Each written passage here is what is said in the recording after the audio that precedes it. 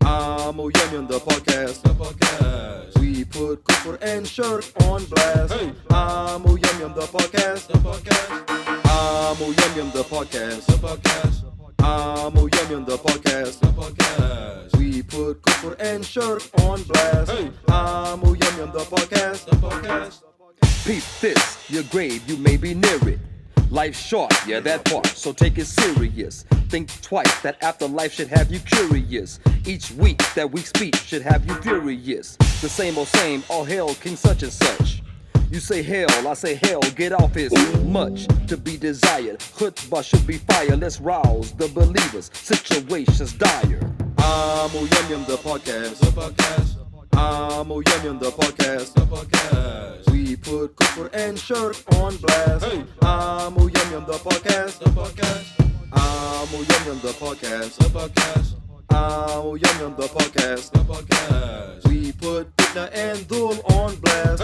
Amoo the podcast. You claim Salafiyya, we follow the Salaf in understanding, but without the branding. The law named us Muslim, with that we stay content. No division is titles, ego's a false idol. A mustard seed of kibba can land you in the fire. Plus that his beer is fueled by desires. Question, aren't y'all tired of divide and slaughter? May Allah grant us guidance. Shout out to the martyrs. Amoo the podcast. Amoo the podcast. We put Kuffar and Shirk on blast. Amoo the podcast. Amoo the podcast. Amoo the podcast. We put Fitna and Dhul on blast. Amoo the podcast.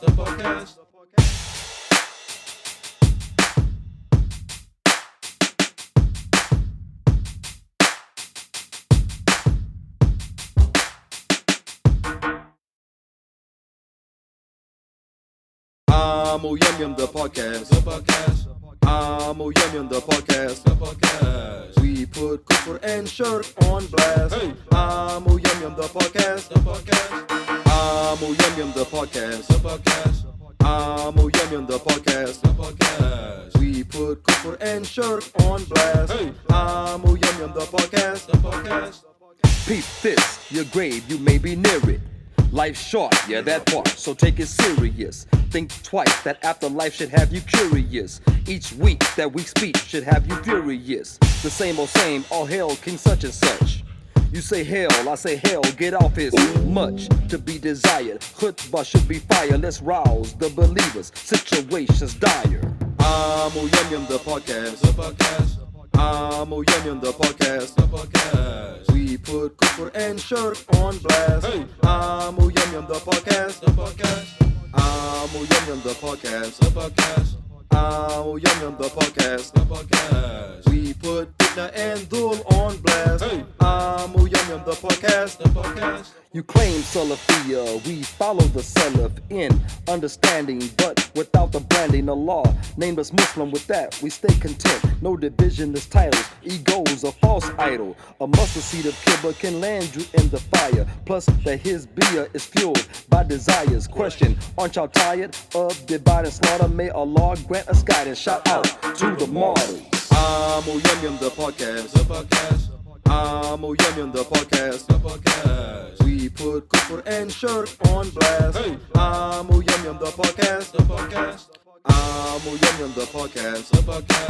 Amoo the podcast. We put Fitna and Dhul on blast. Amoo the podcast.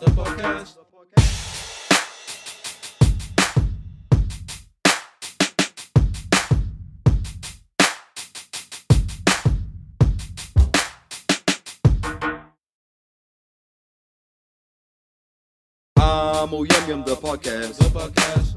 Amoo the podcast. We put Kuffar and Shirk on blast.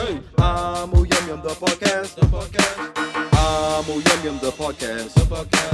Amoo the podcast. We put Kuffar and Shirk on blast.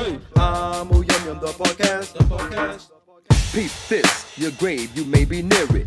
Life's short, yeah, that part, so take it serious. Think twice, that afterlife should have you. Okay, yeah. Assalamu alaikum, ahlan wa sahlan. Welcome to Amoo the podcast, where we seek to cure the Kuffar infected by injecting the Islamic perspective. I am your host, Amoo. And with us as always, the Amoo you love to hate, Amoo Yusuf. And special guest is Amoo Jawaz, returning again. MashaAllah. Assalamu alaikum, akhi. Wa alaikum salam. Thank you for having me. Alhamdulillah. The original. Yeah, I wish he would have been here last week when Yeah. we talked about the agreeing to disagree, Kuffar or whatever, Yeah. or whatever it was last week. Anyway, Before we do that, one second. you're not the Press boss. this. You're not the boss of me. There you go. Oh yeah. There you go. All right. Okay, we're gonna put the disclaimer because you know how you all get triggered so easily. Yep. All right. The opinion of Amoo the podcast is based on Islam. Our intentions are to be correct. However, we may not always be right. Others may have different concept, but These are ours. That's right. That's right. Alhamdulillah. We gotta jump into that. Random. Someone said, I don't know who it was. Someone said Point it out, right? Someone said if the more you speak, the more mistakes you're liable to make, because that's what it is. When you speak for a living or speak often, you'll make mistakes because it's human nature. I'm say we because he didn't correct me. He knows better. And he didn't correct me, so we both didn't catch it. One thing I mentioned, we was talking about the ahadith or the ayat of Quran that are open to opinion, right? Or the ones known as adilla dhaniyah. I'm saying that means Indefinite. Indefinite meaning. Yes. Okay, indefinite meaning. And I said adilla qat'iyah.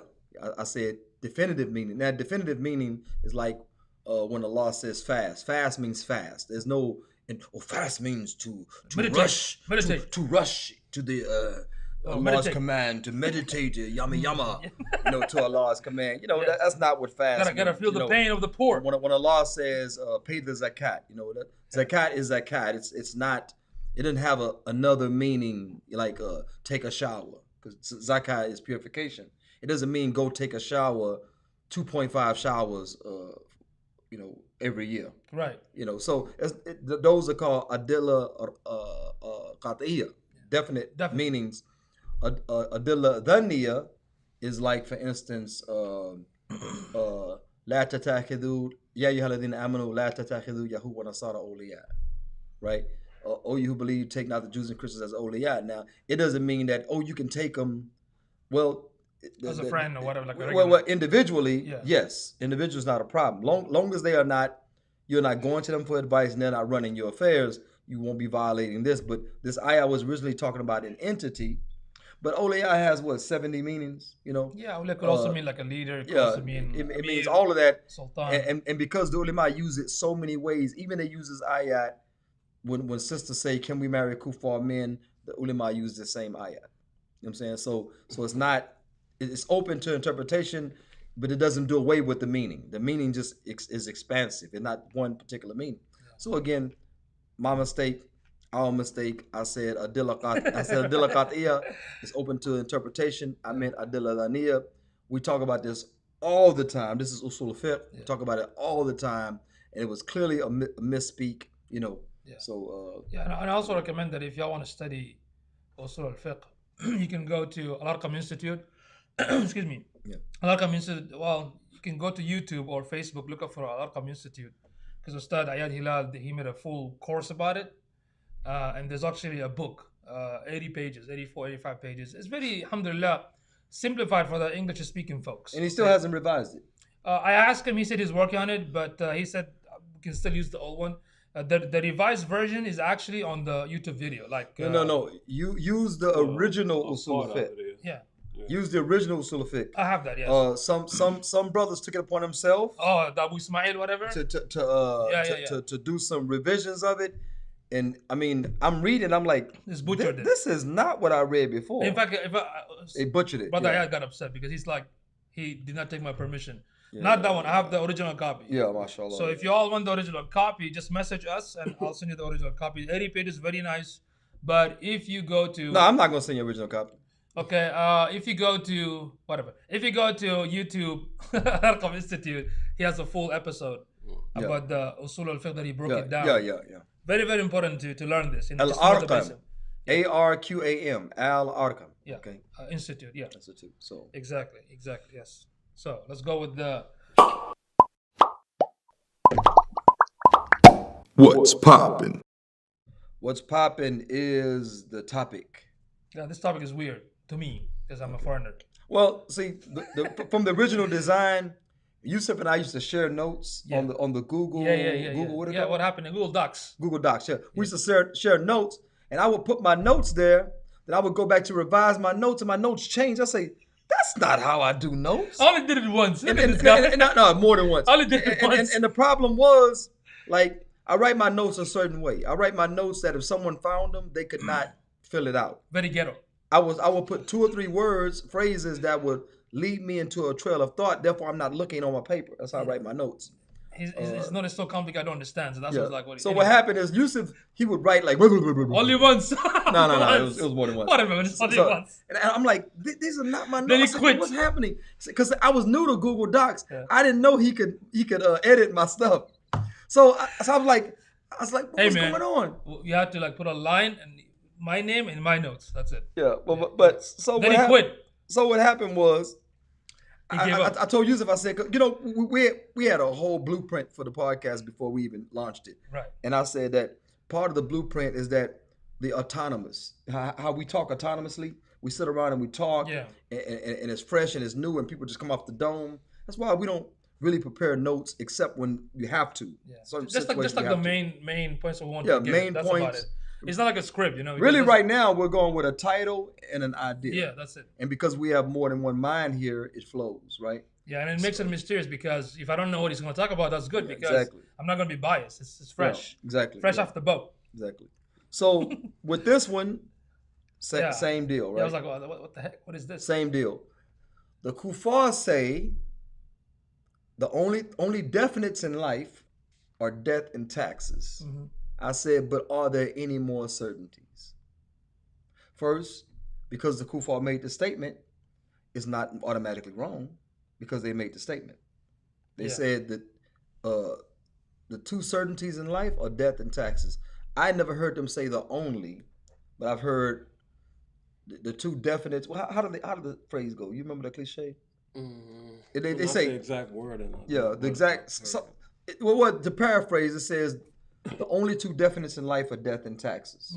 Okay, black folks say I only got to stay black and die, because black folks don't be paying taxes sometimes. So anyway, Is that true? No, that's not true, man. man, Come on. man, bro. Come on, man. You sound like Arab now. Anyway, I'm more racist now. so what happens is that they made the statement. So just because they made the statement, like Ali Radha An said, he said, listen to what is said, not to who says it. Okay? Because if I'm just gonna not take from this sheikh, you know, because he's him. What did he say? Listen to what? Listen to it, baby. Right here.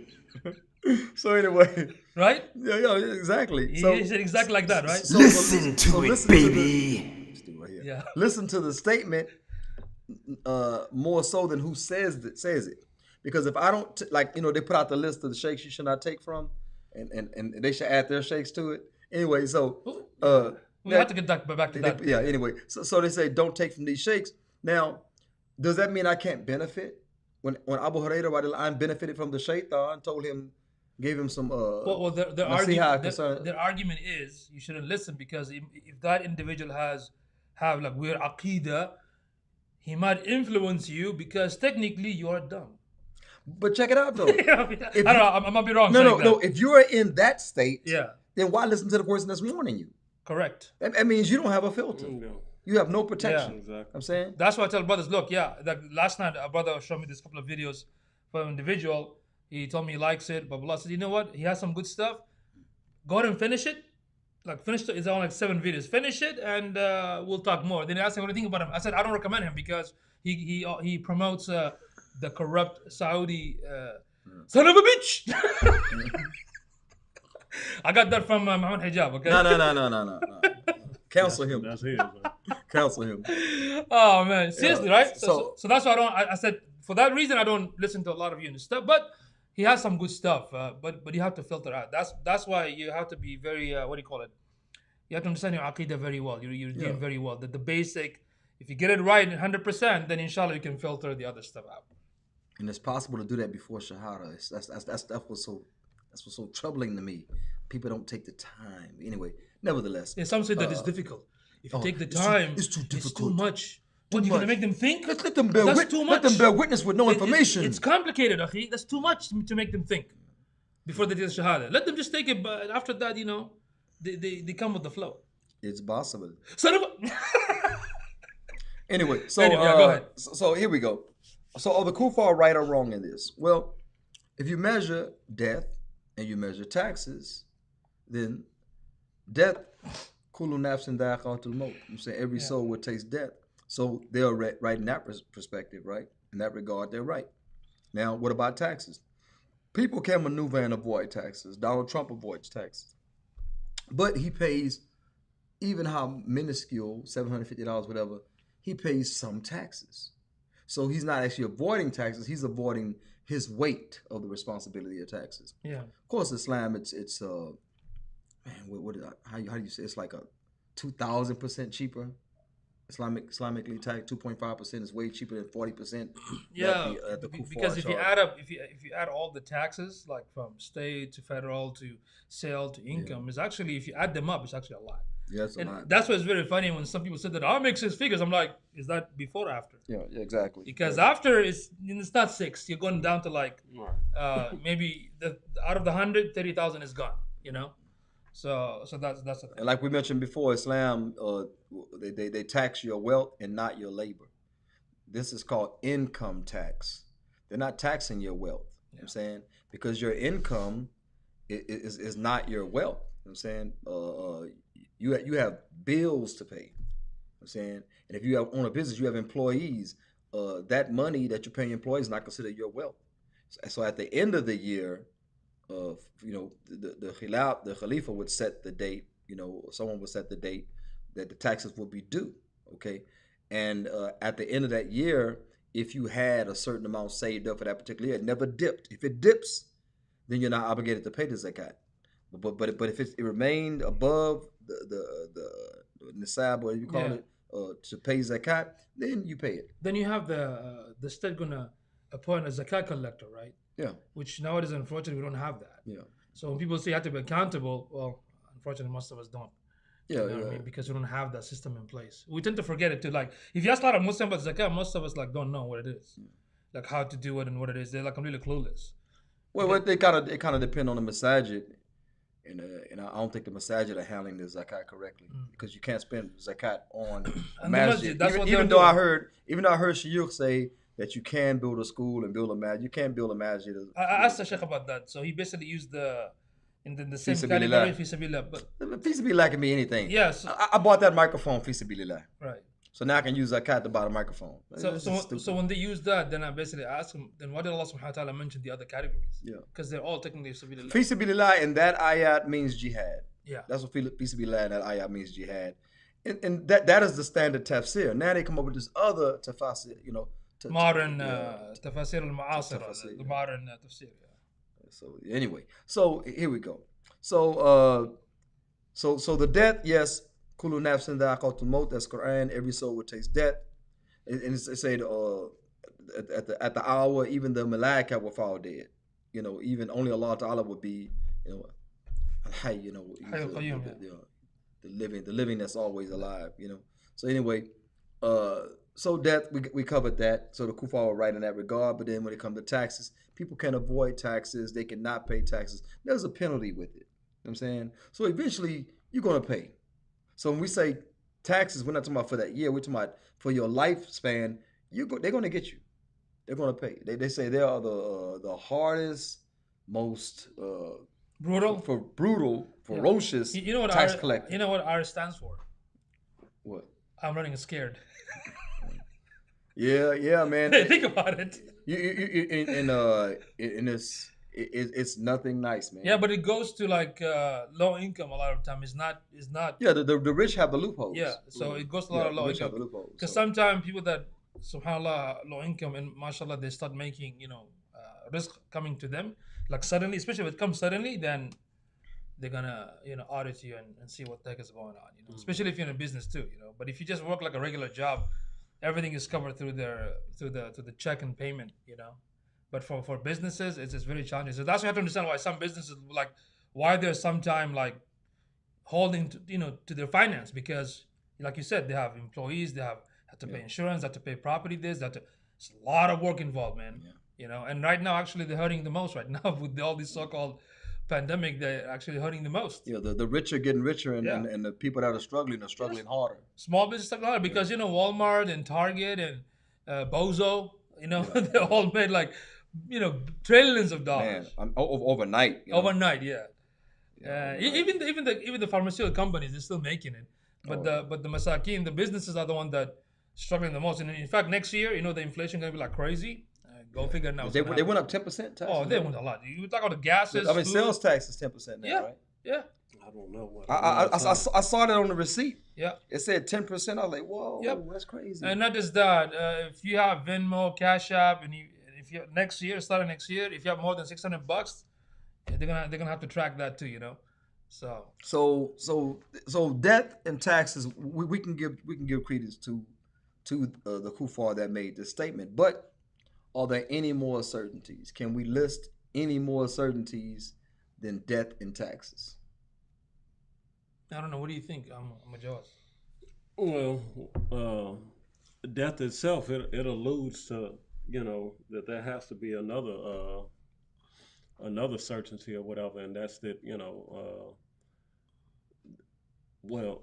life isn't eternal, and also that life has a start or whatever. Mm-hmm. Man has a start, life has a start or whatever, and there has to be a starter of it, someone who begins it.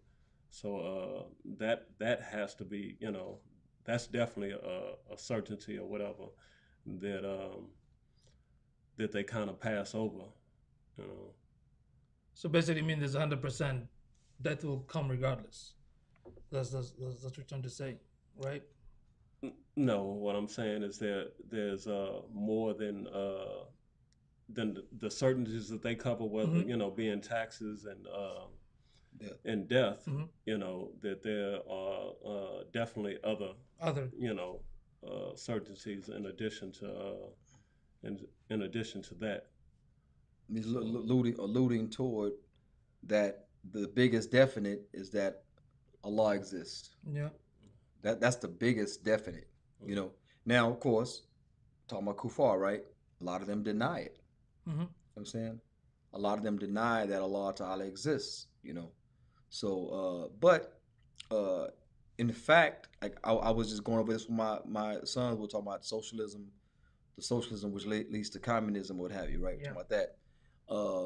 And I told them that they believe that in the beginning, because you always got to give a beginning. You got to give a beginning, because if you don't give a beginning, then what's the purpose? Right. So they say in the beginning there was an atom, and it spun out of control and exploded. That's where the universe comes from, right? Atheistic philosophy. And I say then is the atom God? Are you worshippers of the atom? Are you Adamites? So that's not the beginning. Yeah. Again, if that atom existed, they say it has to originate from somewhere. It looks like the earth is expanding. Allah says ratak fatak, they're talking about the processes. Yeah. But again, it's still like when we were listening to the YouTube today, like Stephen Hawking was talking about the origins of the history of universe, the universe. He talks about singularity and whatnot. So I think it was another Muslim physicist that asked him. He said, "Okay, still, but how this came about?" And he said, "Oh, we're still looking into it." I'm like, they still couldn't find the answer, because you talked about it begun, right? Yeah. Okay, what made it to begin in the first place? That's the starting point or whatever, and you're still looking into it, but that's the starting point. Right. It started sound like mass. Yeah. Because the concept of starting from nothing is illogical. Yeah. Because nothing is nothing. How can you say it started from nothing? Because the whole concept of nothing is nothing. Like 0 plus 0 is equal to 0, right? So that still is not logic. Like the mind cannot comprehend. You said just like that, and it's just going. When it's gonna stop? So if it stops, some scientists say it's gonna stop, expand, and the universe is gonna stop. So that means there's a beginning and end. Who started it? There was some brothers at the masjid that claimed that they were trying to save me, from the halakha, and the halakha actually saved me. You know what I'm saying? But they, being the lab, but they're trying to save me from the halakha. So they said that they said in one class, and they said they used to be, I used to be part of that halakha. Nah, you came a couple of times and you caused disruption, and then you didn't come back. Just walk by, yeah. Because Right. nobody was going like this. Just walk by. So anyway, part of the reason that they disputed with the halakha, why? Because we were discussing what is aql, what is the mind, what makes that mind process function, what are the limitations of mind? Because once you understand what is mind, what's the limitations of mind, you won't try to figure out who created Allah. You won't contemplate who created Allah. You know that heaven and earth is creation, and there has to be a creator. There has to be an origin, like you mentioned, originator, starter. It has to be that. Okay. You say it's an atom. You said it was and humankind came from we say Adam wa Hawa. Adam wa Hawa, Adam and Eve, alayhim assalam. You say there was a slime in the water. That slime became a tadpole. That tadpole became a frog. That frog became a lizard. Walked out, became a squirrel. That squirrel became African American. And I don't know that. Buckwheat. Yeah, and it say and it became Homo erectus, and then it became Caitlyn Jenner. So anyway, Yeah. So all of these theories, and you still have apes. All of these theories, and you still have slime. You still have tadpoles. You still have all these things that you're supposed to evolve. Evolve means a change of kind. Evolution is not an adaptation. See, people do the talk about adaptation and think they made points. You didn't make any points. What has started one way and became a different species? Nothing. Nothing has ever done that. Because even if, again, hypothetically speaking, even if you use that argument, adaptation, blah, blah, my question goes back again. Where did that start in the beginning? See, we're going back to the drawing board again. We're going back to you haven't answered my main question yet. Yeah. So, and the problem, I'm very glad you talked about the mind, because a lot of us don't teach this stuff. Because you have Muslim that says evolution is true because Allah says in the Quran, وَجَعَلْنَا مِنَ الْمَاءِ كُلُّ شَيْءٍ حَيًّا. We made from water, everything living. So that means, so now you're going above your comprehension. Like when people talk about Al-Masih al-Dajjal, these subjects, they start to imagine. But we're not supposed to believe based on imagination.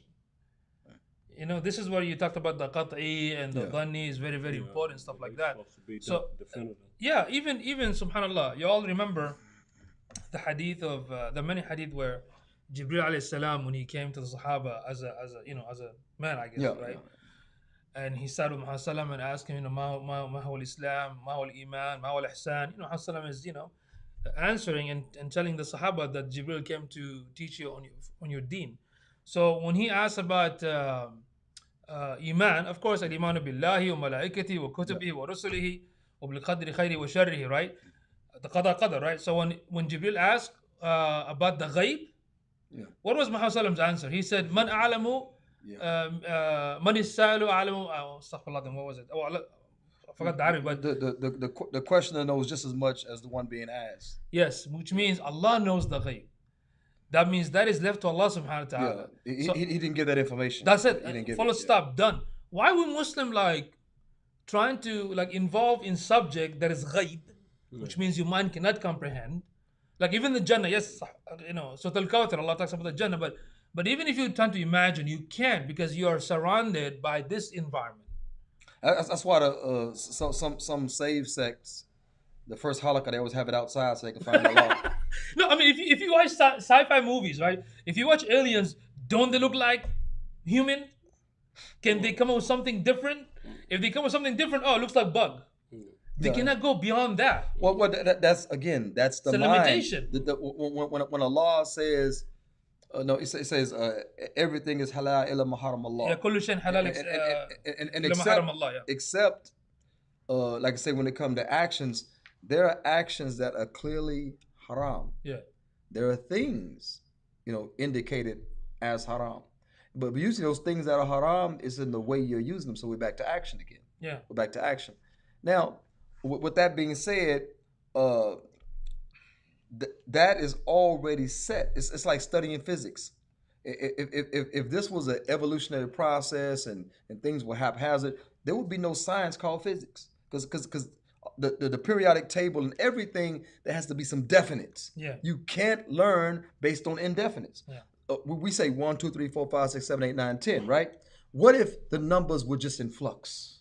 Because you can't have numbers in You have to do that. So now you owe me $455,000. I mean, for 1 hour work. You know what I'm saying? Don't forget to share with Jeremy. I guess he's No, I'm not doing probably that. looking for it, man. I mean, Jeremiah. Share it. I didn't see him on the witch call. I don't have him on my. It's in the text. He was messaging back and forth. No, Because he want to I don't see it. regular messages. No, the phone message. The phone message. Yeah, because me and you were chatting about that. Oh, that was him. Yeah, that was him. That was him right here. Yeah. Post the video, man. You're probably crying now. You say crying. Yeah. Anyway, you say Where's the crying. video? Okay, but anyway, yeah. So with that being said, it's definite. You know what I'm saying? Yeah. It's definite, and that's how we function. We function from that. Because if it was indefinite, then the numbers would be, you work 1 hour, you'd be like, how much I owe you? 450,000. Like it didn't say, well, then tomorrow you work an hour, and how much you owe you? Yeah. They owe you $3.50. You know what I'm saying? Yeah. Because numbers are set, definite, the qualities, the quantities, and stuff like that. So again, these people, they want us to function based on instability, and that's not what nature, right? That's not what nature is dictating. The way Allah Ta'ala set up the nature, the qadr of it, it's smooth. The only thing that's in chaos really is us. Human beings, we don't think that's in chaos. Yeah. So yes, Allah Ta'ala existing is a definite, and people say, well, I disagree. Well, yeah, there's another definite. Yeah, but you have some folks, some Muslims that like they talk about stuff like, where is Allah? I'm like why that matters? Like what are you gonna do? Like if you know where Allah Subhanahu wa Taala is, like what are you gonna do? Well, What are you gonna do? that Is it is Iman one of the arguments used to just cause shaqaq al-ummah. They want to make division and split between the ummah. Oh, you don't even know who Allah is. Okay, well, before you go there, could you explain it to me where Allah is? Could you point it out? Like where's Waldo type? Yeah. I mean, can you point that out? But getting back to it, Yeah. death being an end, right? Death being an end shows us that this life, this existence that we understand will end. And we talk about patterns of man making alien movies. The aliens have they are either quadruped or biped. They're walking up or they're down. Yeah. Or they, like you say, look like bugs. They look like something like because man cannot think outside Yeah. of the hudud Allah. Yeah. Man can't think outside of that.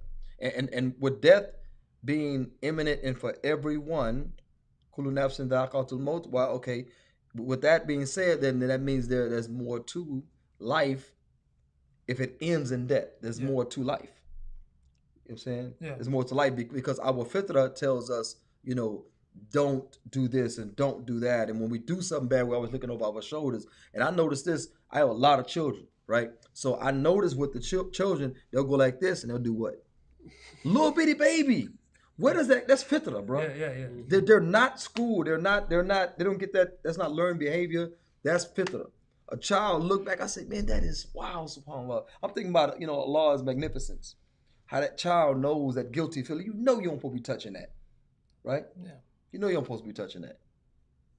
And that's just so that tells us life has purpose. So what's another certainty? Not that only Allah Ta'ala exists, but this life has purpose, and when it ends, there's more. That's another certainty. Now, of course, people are going to say, well, I disagree. Well, go to hell. Yeah, I mean, go to hell. Yeah. You saying? Matter of fact, anybody that disagrees, I'm on Yum Yum shirt.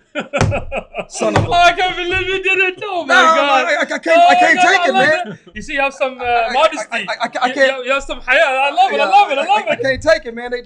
I can't do it. Oh my god, that was awesome. That was awesome, man. It'll make sense later. Yeah, it'll yeah. make sense. It'll make sense later. Yeah. Respect, man. I Yeah. respect you. That was. You think like me, dude. So we have what? We have death. We have taxes, because even for Muslims there's taxes.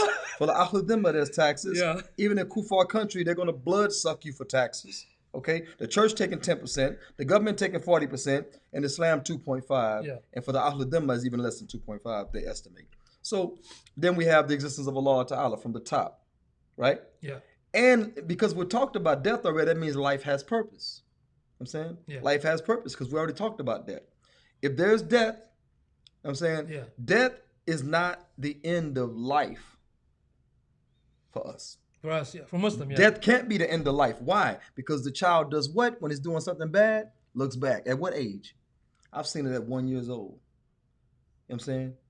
I've seen it at 1 year old. You know? Child walk to the edge of the bed. Hey! Turn back, look back. Then they go. Look back again. Like, they understand. You know what I'm saying? And it's not even understanding the language. It's understanding the you know, the what do you call that? The pitch. You know what I'm saying? The pitch of the voice. You know, the octave. You know, how you say it. So anyway, so now we have the existence of Allah Ta'ala, and we have that life having purpose is indeed a certainty. What do the atheists? The atheists claim to be the most moral, don't they? Yeah, but what They claim to be the most intelligent, but they also claim to be the most moral. Which they say, makes no sense. we give to charities, we do this. What is making you do that? It's in the fitrah. What is making you do that? It's in the fitrah of the human being. You know? I mean, what's making them do that, though? I'm saying, what makes an atheist want to do good? Yeah. Now, if life had no purpose, you want to just, you know... Of course, atheists have crazy philosophies that they don't believe child molestation is wrong. Yeah, They don't believe harm. They don't believe that looking inside your windows. They don't believe incest is peeping wrong toms, yeah, peeping toms. Well, what having babies they believe, but they don't believe that there's no harm, no foul. Really, Yeah. you know what I'm saying anybody that'll have incest. Oh my god! Anybody that'll. Oh my god! I'm saying, can take this. Oh my God. Son of a. Sunny beaches. How many teachers you worried, man? No, I'm just saying, man. Is that cold? It's too much. It's too much going on, bro. It's too much going on. Oh my, this is good. This is good. Talking about incest. This is good, man. This is too much, bro. Oh my god, this is good. This is very good. What's wrong with you, man? We should tag him. You should tag him. You should tag him, man. You have some haya, mashallah. Maybe the brother learned something from you. I didn't see nothing wrong with it with his nipples. I didn't see. I didn't see anything wrong. Oh my god, it was getting buffy, you know. So. They were buffy. I admit. I took one look. I got my one look. Pause. But again, certainties. What a surprise, man. For the Kuffar, they say death and taxes. Yeah. But there are other certainties. I've talked to Christians about the existence of Allah Ta'ala. Some of them knew. They actually knew. I'm like, how do you know God exists? Oh, because of this, this, and that. I say, now this God that you just described, how do you attribute to him a son? You know? And dying on 2 sticks in a diaper. You know what I'm saying? With a 6-pack. You know what I'm saying? How do you make that transition? Yeah. And then, like you say, the purpose of life, all of our fitrah is letting us know that it is not just about this life. I mean, people hesitate when it comes to murder, and hesitate when it comes to this, and hesitate when it comes to that. You know, it's part of our, you know, nature to do so. And if it's innate, it's part of the survival instinct. Yeah. If it's innate with us, naturally with us, then who programmed that? Who programmed that? You know? Yeah, because Allah subhanahu wa ta'ala said, you know, Allama Adam al-asma kulla, right? He taught Adam alayhi salam the name of the knowledge. I mean, that's the fitrah right there. Look at Abu Talib. Yeah. Abu Talib on his deathbed didn't want the women of Quraysh to laugh at him or to mock him for taking shahada, right? So he died upon the gods, you know, the idols of Abu Muttalib, you know what I'm saying? You know, or Abdul Muttalib, I think, right? He died upon those gods. So that tells you that he was concerned as a pagan. He's concerned after he's dead, rotted, dust and bones. no more life. His ruh has left, right? No more life, no more essence of life. He's concerned about his reputation. You know what I'm saying? Who would be concerned? You're dead. Who would be concerned? You know, subhanAllah. It tells you, your fitrah tells you that there's more to But this. subhanAllah, you mentioned this because we have people like chasing clout, chasing name, chasing followers, and Yep.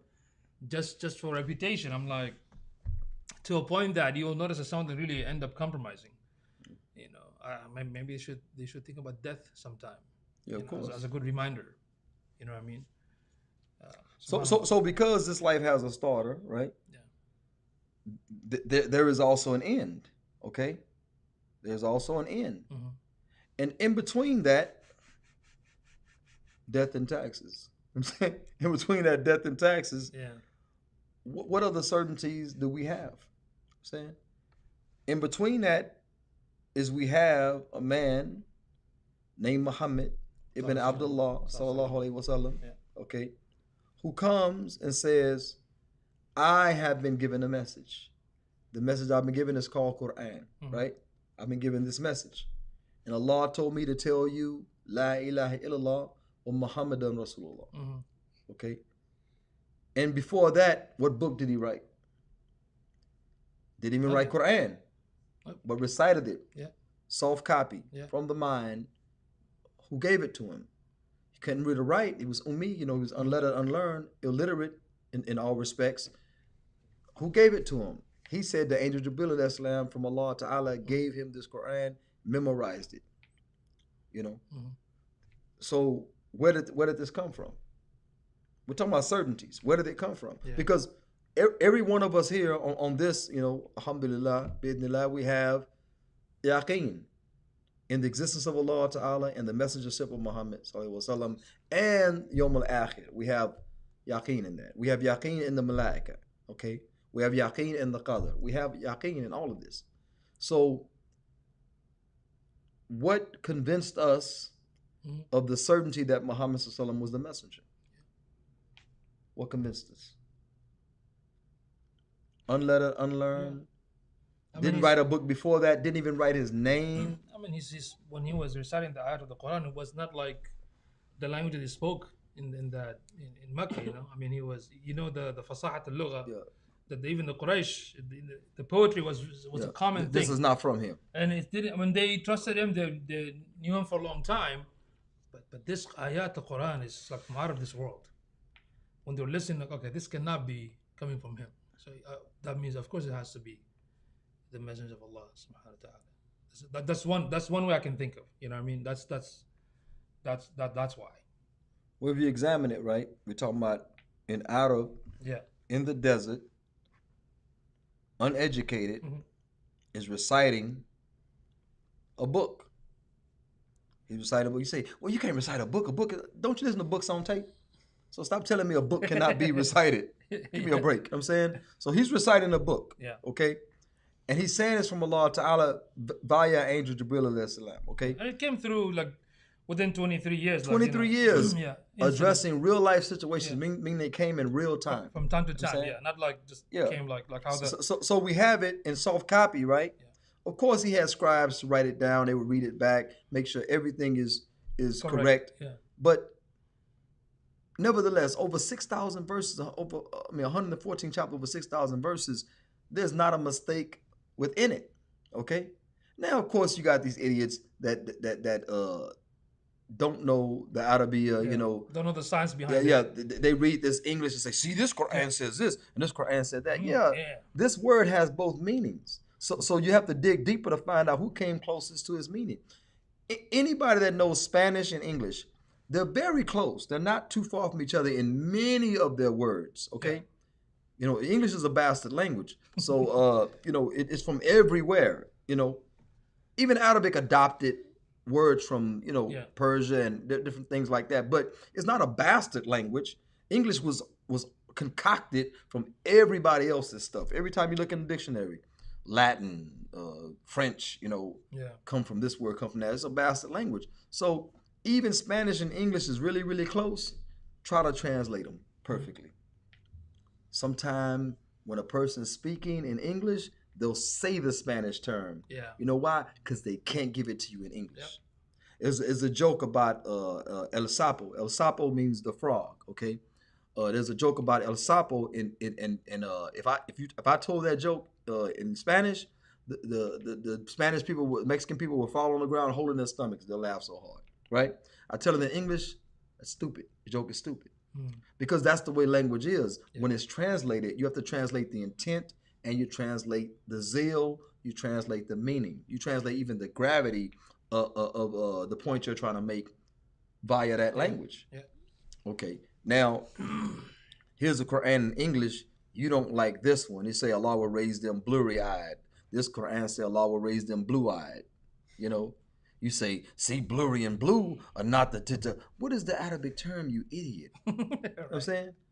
That these translators are trying to. Well, not just the Muslim, even the Muslim too sometimes, especially those that don't read and write Arab. Even some Arab make the same mistake. Like the most common mistake, for example, like when it comes to the ayat of hijab, when Allah subhanahu wa ta'ala says in فَضْرِبُونَ بِخُمُورِهِنْ, right?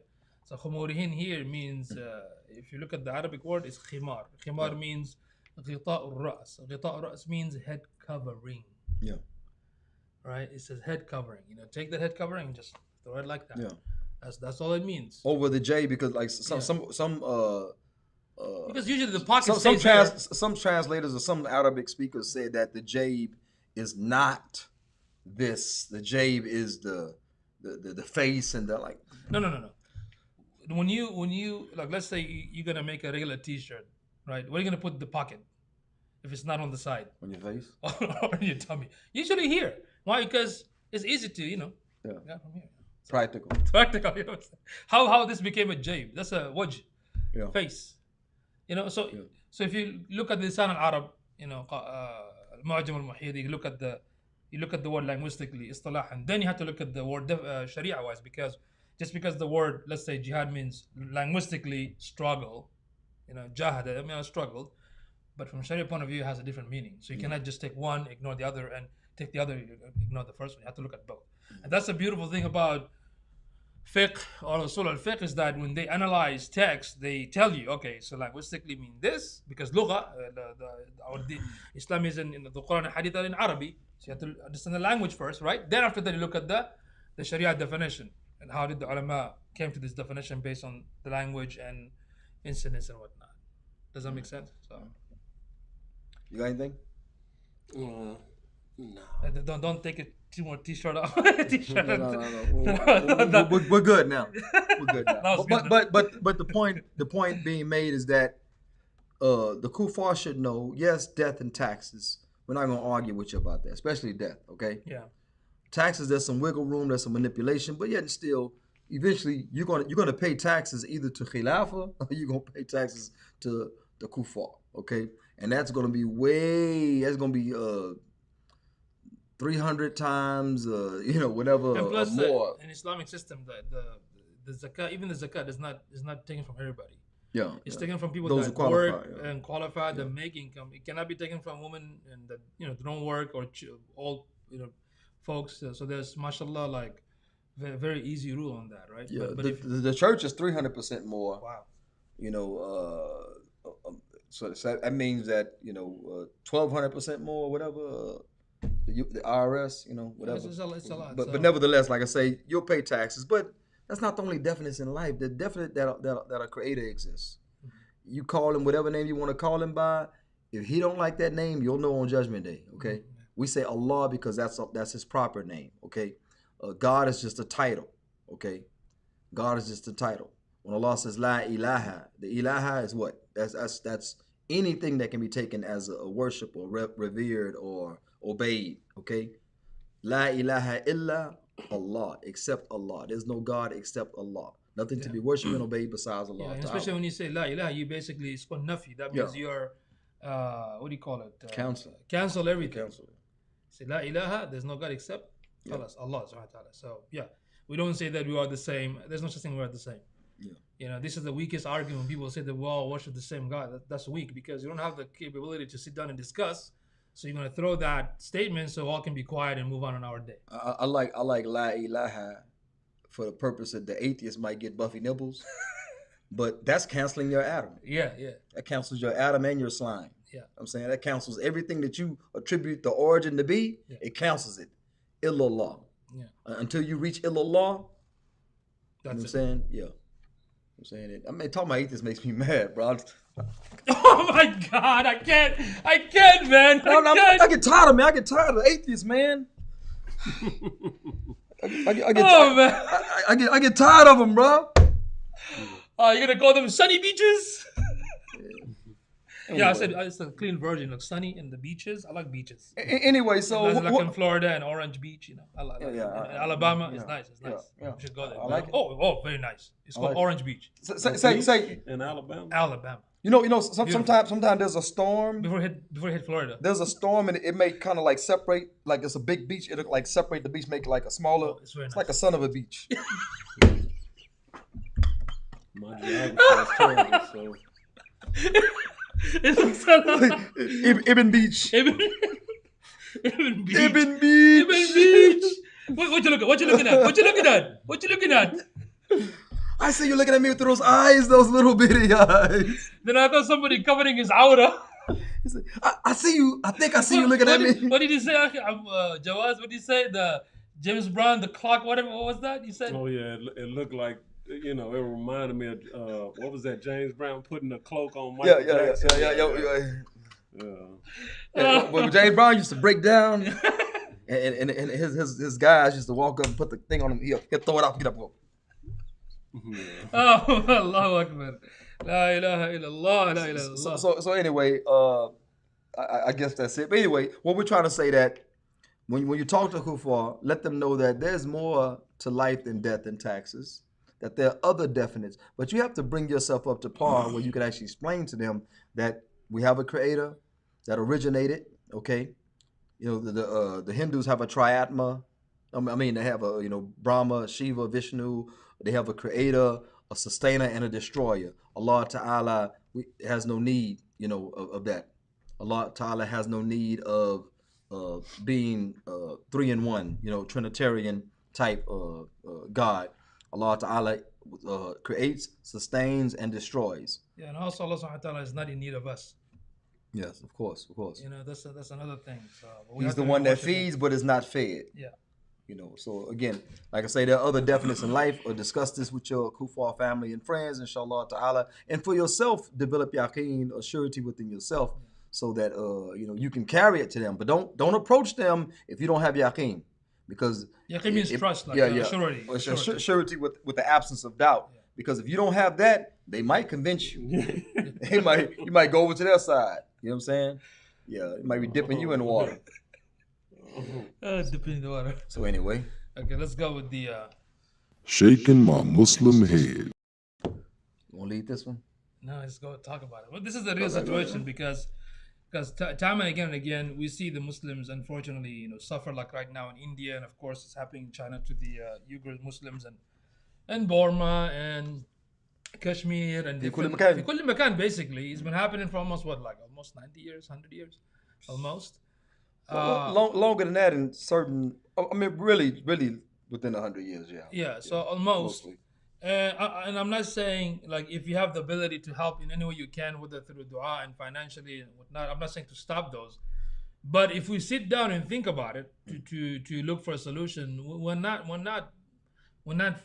providing the solution that we're supposed to provide. All we're doing is just putting band-aid. That's all we're doing. Like my question to a lot of these so-called influencers, well-known ulama, celebrity scholars, and shuyukh and Muslim in the ulama in the Muslim world, or the so-called Muslim leaders, and what are you gonna do to stop this?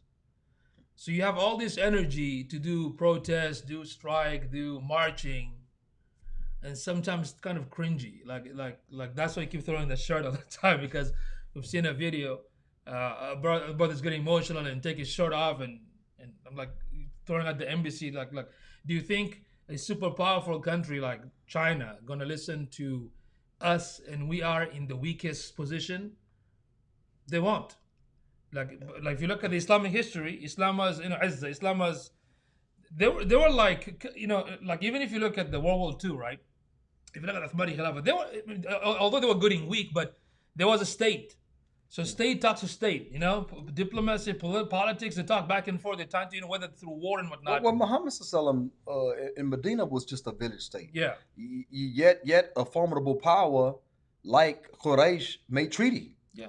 So long as you have your own, whether you are weak or strong, long as you have your own and you're firm upon your belief, I'm saying they're going to respect you, but they're not going to respect us in this weak. Yeah, even when the Medina, weak state. when Islam, alhamdulillah, established in Medina, didn't Salam send messages to like Persia and all those big, super powerful at that time, but they had a state. Yeah. We don't have that nowadays. We have all these so-called colonist-based countries, right? And we're so busy telling the lower class. When I say lower class people, I'm talking about the amat al-nas, like common people like us, right? You teach and do da'wah and give khutbah and lessons whatnot to the common people, right? You talk about al-ma'ruf, nasiha, and giving advice and correcting. When was the last time you talked to the leader of any country? Hey, you need to fix this. Yeah. I don't see that. In fact, those who does it in some countries, they go to jail, right? Well, you're yelling at the leadership, the government of China. Yeah. Why don't you yell at the Muslim governments? Oh, that's a good point too. Because they have an army. You don't have an army. Right. You have a microphone. We're talking about Muhammad Hijab at the rally in the UK. Yeah. Okay. They have an army. You don't have an army, but you know what your leader does? The leader that you won't mention his name and you won't criticize him, he shakes hand with the Chinese leader, the one that's killing the Muslims. Yeah. He's killing the Uyghur Muslims. I'm saying he's killing them. He's torturing them. He's raping them. Yeah. by order. By orders. It's not some ragtag, bad apple soldiers. This is by order. This is systematic. Yeah. And your leader is on camera shaking. MBS is on camera shaking his hand. Okay. Yeah. While these atrocities are going on, calling it a civil matter. Even Pakistan, not just that. Even what's his name, Imran Khan from Pakistan, said the same thing. Oh, that's a civil matter. I mean, so it's not just MBS. All the Muslim leaders, right? Yeah. So we're talking about a formidable army. Yeah, of course. And the thing is, a formidable army. And the thing that I don't that's Egypt, Saudi, all of them, Qatar, UAE. What I don't understand is that, look. Well, I think Qatar just has a marching band. I don't think they have an army. But I still don't get it because they got a lot of leggings though. Then tell me this, to shut my mouth. Tell me this: when was the last time you did a protest, you did a march, that it did help the Muslim? Show me one. Show me one since 1930 up until right now. Like show me where. Like show me where the Muslim did protest and the suffering stopped. For how long Syria? I mean, even Muhammad Shirazi was just talking about. Days ago, there was another bomb somewhere, right? Even in Afghanistan, there was another bomb too. In Afghanistan, there's another bomb there thrown. I just want to understand. Like, show me a proof that we all did this so-called mudaharat and marching and whatnot. And I'm not saying it's wrong. I'm just saying, show me a proof that it did help. So we became like the gerbil now, just running, like nothing changed. Like the definition of insanity, right? So this is the frustration. Yes, we see the most. Again, I'm not saying don't send money, don't do this stuff, but it's a band-aid, man. It's just a band-aid. It's not solving the problem of the ummah. And not just that. The non-Muslim, wallahi, the non-Muslim need more Islam than us. But what do you feel about the way Muhammad Hijab was talking, authoritatively and forcefully at the Chinese embassy, really addressing the government through that medium? It just seemed nonsense, especially the part where he was saying, what did he say? The Chinese should, their best option or their best bet is to embrace Islam, like the Mongols, the Tatars, the way they embraced Islam. And it's like, why would the Chinese embrace weakness? Because the Ummah is weak. Yeah. The Ummah is weak right now. So why would they embrace that weakness or whatever? When the Mongols, when they embraced Islam, they weren't embracing weakness. Yeah. The Muslims were materially weak in Baghdad or whatever because of the devastation that the Mongols had inflicted on them. But as far as ideologically and intellectually,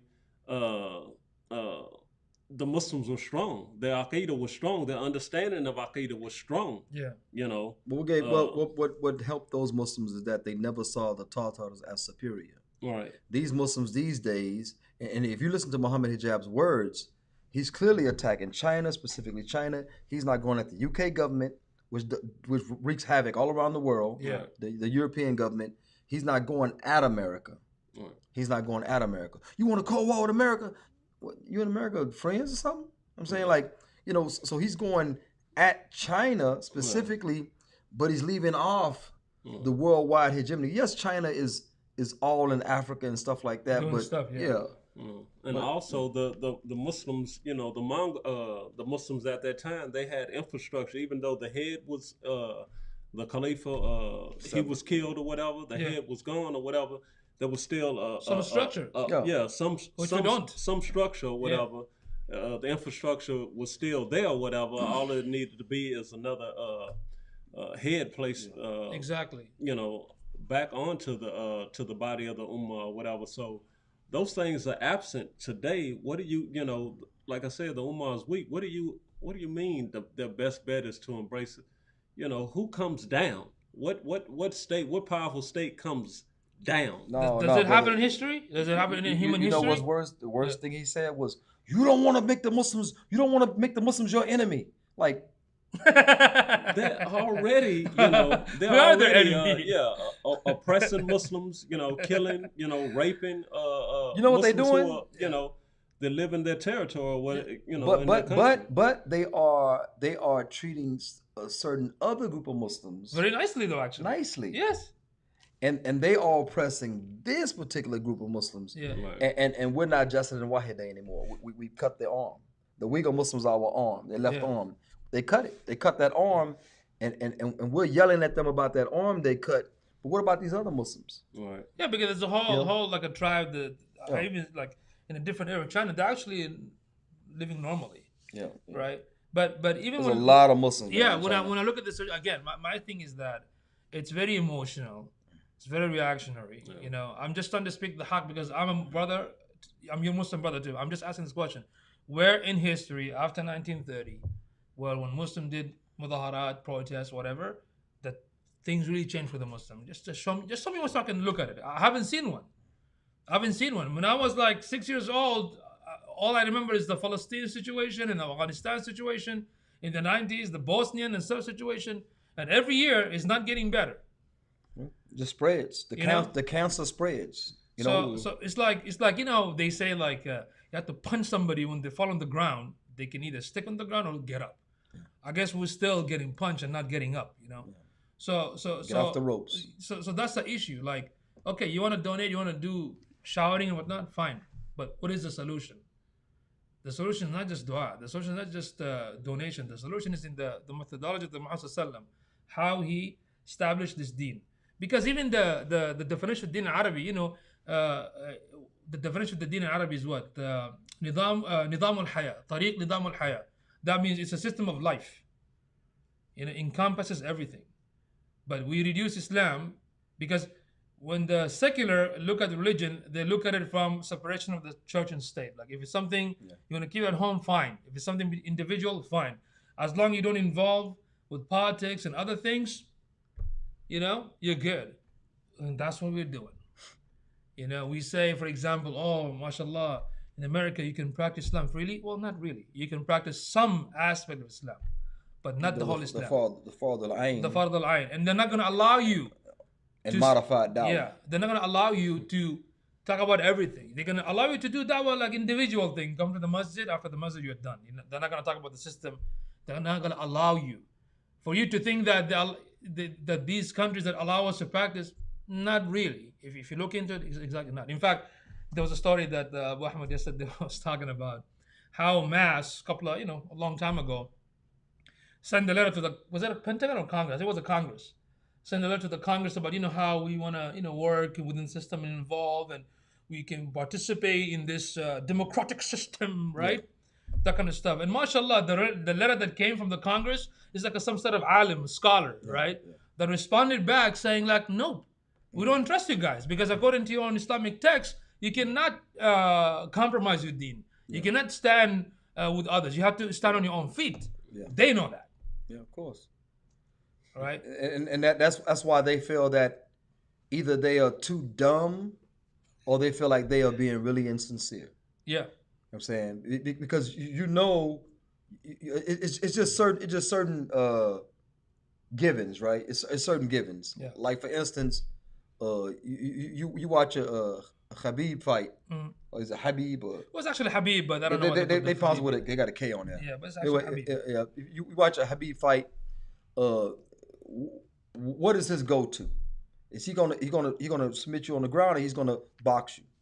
He's gonna submit you on the ground. You know what I'm saying, so that's his go-to, right? Yeah. So you want to keep him from taking you down, or you can gamble. You can gamble, right? You can gamble and say, I'm gonna let him take me down because I don't want him. You know, it's just like you gotta go with the definite. You gotta go with the most probable definite is, and the fact is the Muslim definitely don't have.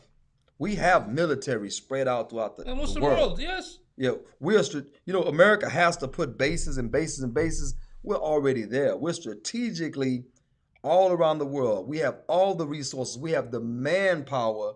We don't have the iman power. We don't have the iman power at all. So here are some options. Muhammad Hijab. Was he talking? Do you see him seeking clout? Do you see him speaking nonsensically, or do you see him? What are the other options? Was he seeking clout or just speaking nonsensically? I mean, the way he was speaking, when I saw it, it's like he just basically tapping into people's emotion. That's it. You know, in order to get the crowd hyped up. I can't judge to his, what end? I can't judge his intention. You know, Allah Alam. Because he said you don't want to make the. But man, it was very vague. You know, it's justice for stand for Uyghurs. I mean, what does that mean? You know, it's like to really let them know we know you're suffering. We ain't gonna do nothing. Yeah. We don't have the ability. I'm saying sincerely not going to do anything. Yeah. We don't have the ability to do nothing. We're not going to go to the leaders that have the nusra, that have the ability to do something, because they will kill us if we ask them to seek Allah to Allah's pleasure. Yeah, that's a fact. I'm saying, even in the land of Tawheed, the land of Tawheed and Mariah Carey, the land of Tawheed and Ludacris. Yeah, so this is where I have no respect for Justin Bieber. The Bieber. He's going in December, by the way. Justin Bieber. So if you're there, just say hi for me to him. Yeah. So be a believer. So that's why I have no respect for ulama salatin anywhere, whether it's in subcontinent, in Africa, in Middle East, that support their kings and never speak the haqq. Again, there are some who speak the haqq, are in jail, but the way how we are as Muslim, if one alim who's so popular just say the haqq, hey, everyone's gonna follow.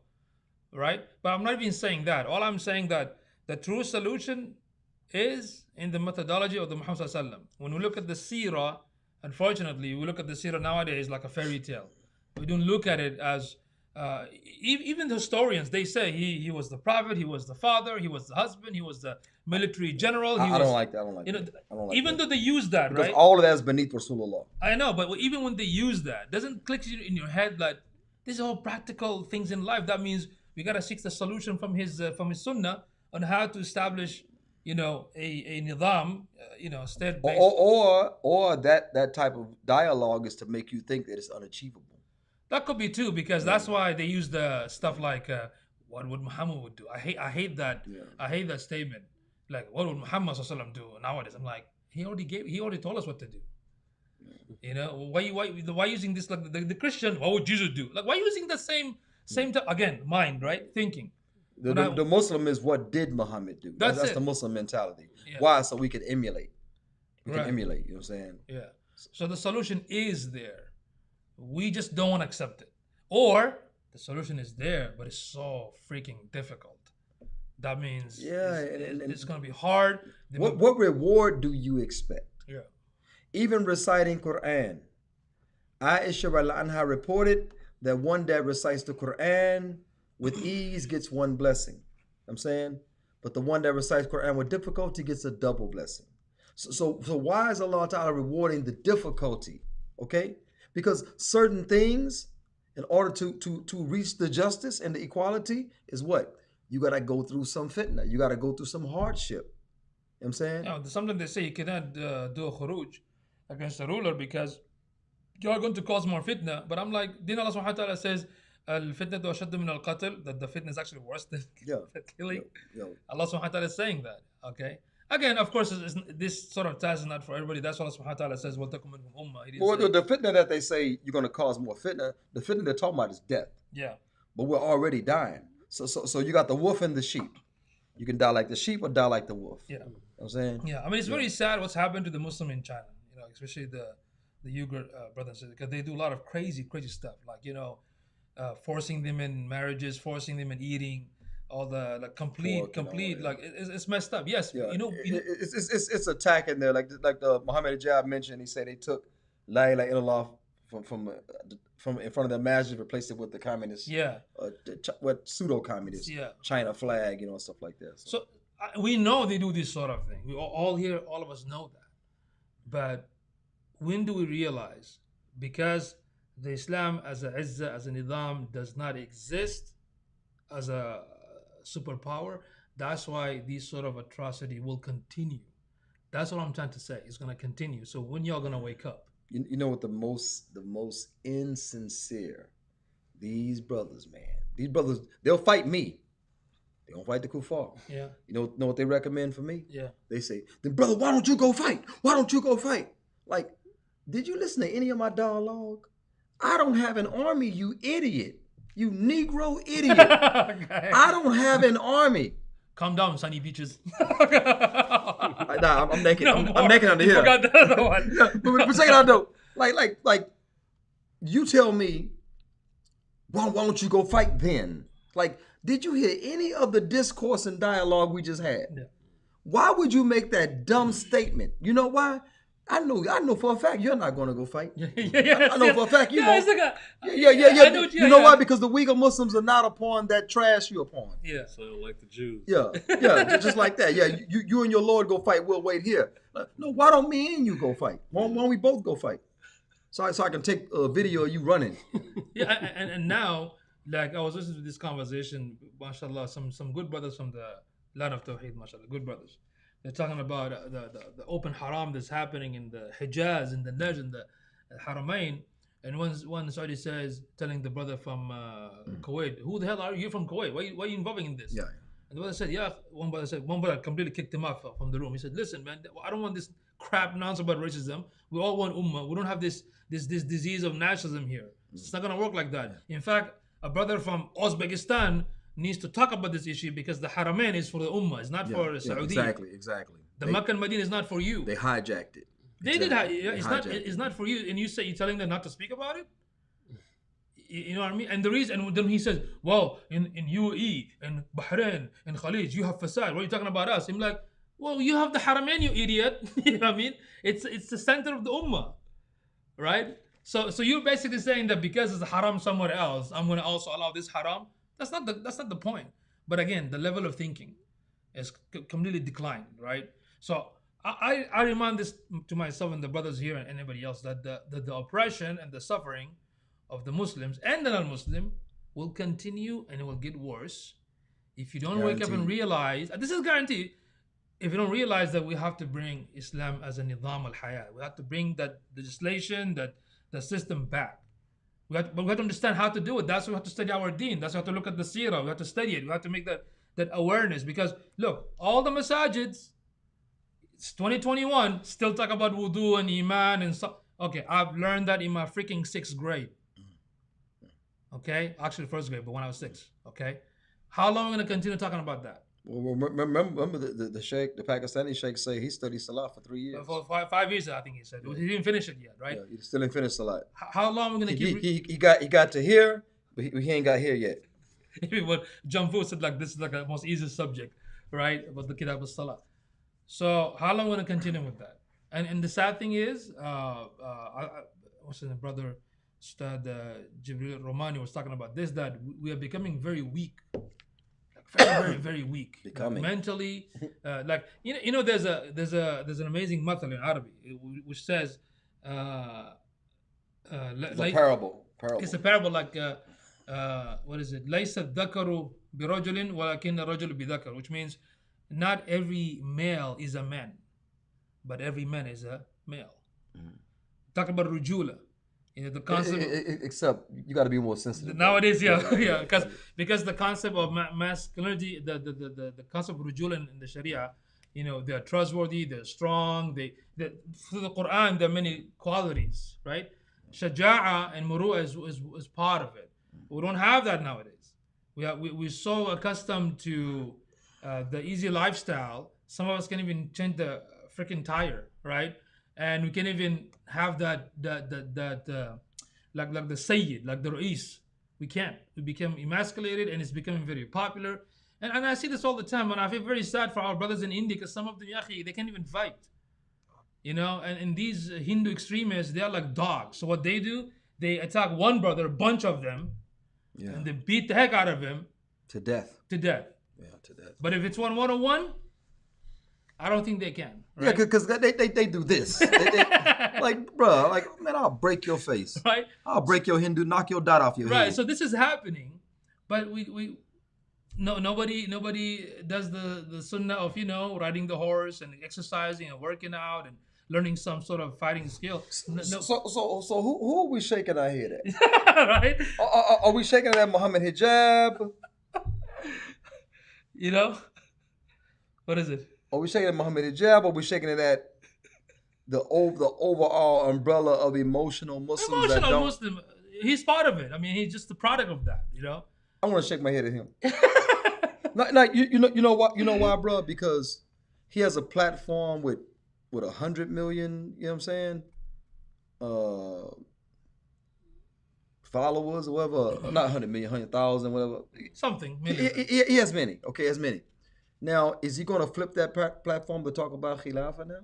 Is he going to talk about that? Because he said justice for stand for Uyghur Muslims. He said we're going to keep going to talk and fight and whatever until we bring them justice. Yeah. Okay, now justice for them means justice for who? The entire ummah.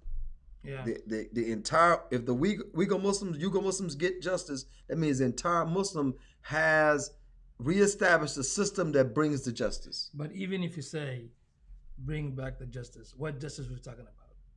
Is it the Western justice? Is it Islamic justice? There's a Muslim issue. Well, I mean, because Muslims say that. Well, a lot of times Muslims say adl, but they talk about democracy. Well, but yeah, because like for instance, the cop that put his knee on George Floyd's neck. Yeah. The Muslim said, finally, justice. Like, man, look, first of all, can Caitlyn Jenner give you a baby? What if you do what you do? Now, what if you do with that thing, the same thing you do with a woman? You still would not have a child from that thing. If you believe that this system, this Kuffar system, will bring you justice, then go have a baby with Caitlyn Jenner. Yeah, I think you have a better chance of getting a baby. His family didn't even get a chance.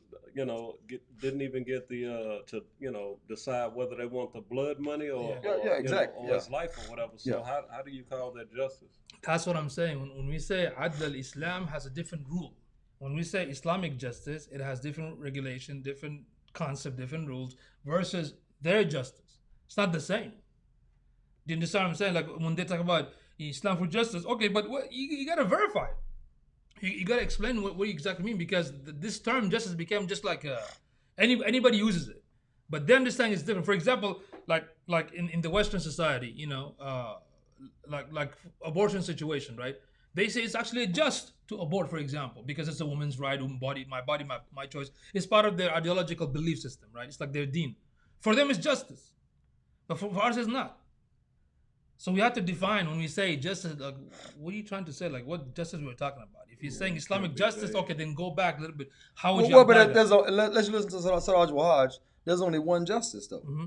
So they may define, payback. You hit me, I hit you. We call it. That's not considered justice. Right. I'm saying the fact that you hit me was an injustice. I'm saying, and me hitting you don't take away the pain that I feel. Putting you in a situation where you're preventing from hitting me initially, that's more just. But anyway, the kuffar don't have it. Don't have it. That's what I'm saying. Just like Caitlyn Jenner doesn't have a womb. Right. I'm saying? Because even if you say applying the Islamic justice, right? By whom? By the Muslim, which means there's a condition. Is he sane? Is he knowledgeable? Who's gonna apply it? I mean, he can go all the way back. Like if you tend to like define it and go into detail. But the problem that I see that Muslims use that word. But when I ask them, like, what do you mean? Like, are you talking about the Western justice or the Islamic justice? If it's Islamic justice, which one? Because it doesn't exist. Which means if it doesn't exist, we have to work on bringing it back. Yeah. Do you understand what I'm saying? So that's why language is very important to define and dissect and because people can say things, but it doesn't mean what they mean. So we have to go back and look at the nusus al-Shari'iyya and understand exactly what's going on. Otherwise, these sort of things, like I said, it's going to continue. Oppression is not going to stop. Allah understand. Allah protects, but it's not going to stop. It's going to get worse. It's going to continue, and we're going to keep running in the same cycle like the gerbil without making any changes until we realize that the only solution is really to do what Muhammad ﷺ did in Medina and go from there. So we have I want to shake my head at Muhammad Hijab for giving an emotional speech without any nusra and making cashing checks or writing checks with his mouth that his butt can't cash. Okay, you want to shake your head generally. Yeah. At the emotional appeal. Because my nibble is Buffy now. Okay. And who do you think deserves the head shake? The brother, he deserves a head shake because it was vague, really, and it was kind of really just it was kind of lame to throw on your shirt and just, cringe, taking your shirt off, and it's just like, man, what is all this or whatever, and. And guess what else? That was planned, bro. I saw the ad. I saw the ad a couple of weeks ago. No. The shirt was planned. Yeah. That taking the shirt off was already planned. I think so. Yeah. Oh yeah. I think if you look at it, it didn't fit. It didn't like. You could tell spontaneity. It didn't look spontaneous. It looked like, he was intending to. He probably did a little, before he. He's watching us. Hey, comment, y'all. We still watching stuff. Yeah, so he probably did that before. He got a little swole on. But I'm saying it looked orchestrated. Yeah. It was nice.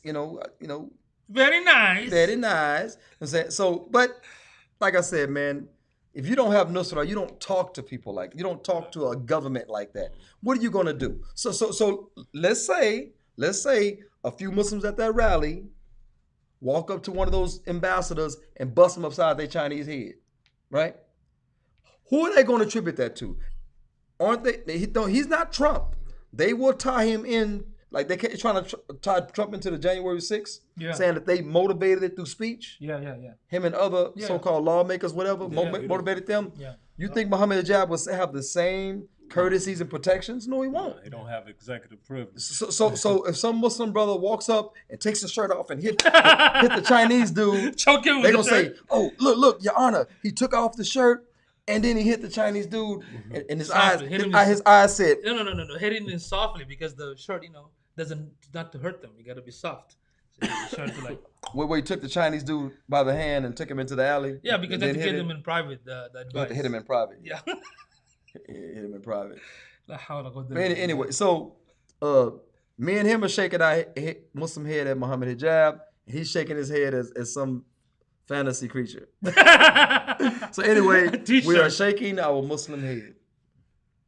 Subhanallah. All right, so we'll be back Saturday next. Inshallah, if you pay the bill. Yeah, and don't forget to share this. And if we made a mistake, put in the comment. If you disagree, put in the comment section. Let us know. I'll be more than happy to go through them. And if there's any other topic you all want us to cover, let us know as well. Assalamu alaikum.